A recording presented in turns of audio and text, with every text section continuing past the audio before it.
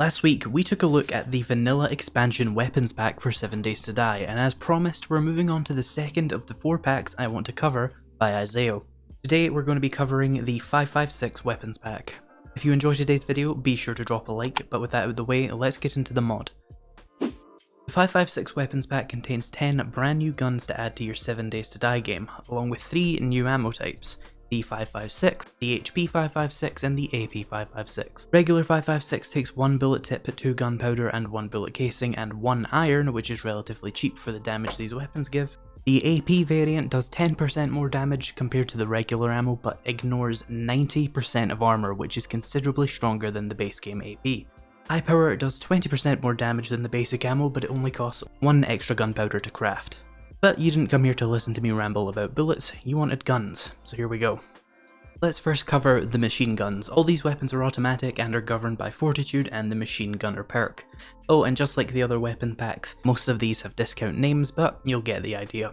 First up at tier 0 we have the Carbine 15. This is a very similar weapon to the pipe machine gun statistically, but it fires faster and uses 556. This is a very early game weapon with a 20 round magazine. The Carbine 15 can have 5 weapon mods at level 6, just like most of the other weapons in these packs, and is a great simple early game weapon for people who really don't like pipe weapons like me. It looks good, it sounds good, and it's a joy to use. Let's move on to the AKW 556. This is a tier 2 assault rifle. It does less damage than the base game's AK-47, but is better in all other departments. This also gets more mods at level 6 than other weapons. The AKW looks really nice and has a great firing sound effect.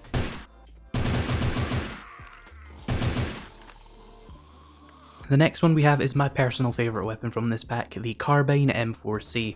Similar to the tactical assault rifle at tier 2, but does less damage, again, better in everything else.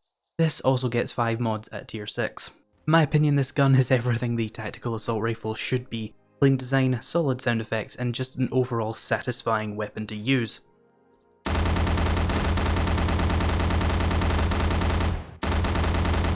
Finally, for the assault rifles, we have the HK rifle, which is basically statistically identical to the M4C, but with slightly better range and durability. But it comes at the cost of being a tier 3 weapon rather than a tier 2. Another solid looking and sounding gun, but I do prefer the M4C to this design. But this might be your cup of tea instead.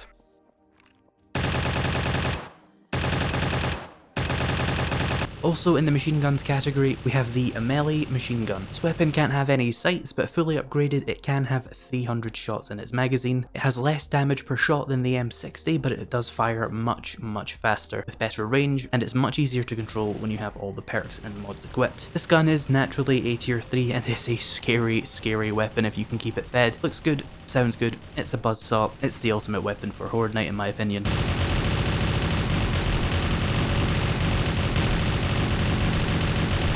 Let's move on to the rifles. These are all governed by perception and deadeye. The civilian legal rifle is a weaker version of the hunting rifle, but with the added fire rate of being a 556. It doesn't look amazing, but it looks a lot nicer than the base game's hunting rifle. I mean, look at this thing, bicycle frame looking stock, the spoon, the laser sight that goes behind your hand, the scope is hanging on by a thread, the scope is a bloody can of salmon, and the scope is actually rusty. It's a complete mess. But the civilian legal rifle is much nicer. It does look a bit smooth, but the sights are clean and it does look pretty good when modded. And it doesn't offend my sensibilities. What is sad about it though is it's basically just the old hunting rifle model from this very game, and it somehow looks better than the upgraded HD one.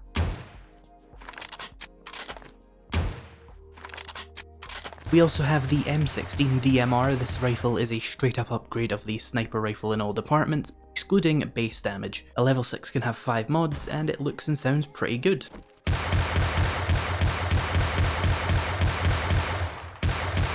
All of these weapons so far can be bought, crafted, or given as quest rewards or looted. These last 3 however cannot. These can only be bought at traders.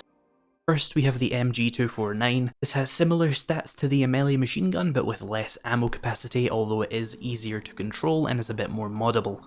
However, it's very, very expensive, with a base cost for a level 6 one of these being 53,628 dukes, and that is the only way you can get them. Naturally, like pretty much all the guns in this pack, looks good and sounds good. We also have the XM556, which is basically the same as the HK rifle, and will cost you about 50k dukes for a level 6 variant. It has some interesting recoil, and that grenade launcher is purely for show as far as I can tell, but if you like this gun, you can certainly use it. It looks great, sounds great, I feel like a broken record, just all the guns in this pack are really high quality.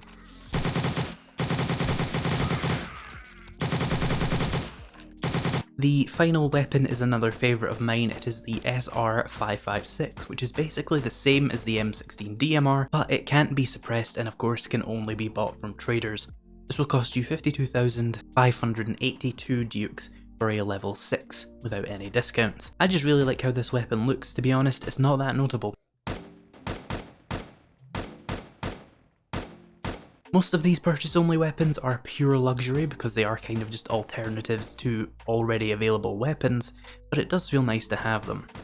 And that's all 10 weapons in this pack. What do you think about them? I personally really like them and wish there was 5.56 weapons in the base game so that I could get a good assault rifle. Stay tuned next week where I'll be finishing this series by going over the 45 ACP and the 30-06 weapon packs. The download links are in the description, and while you're there, consider dropping a like and hitting that subscribe button.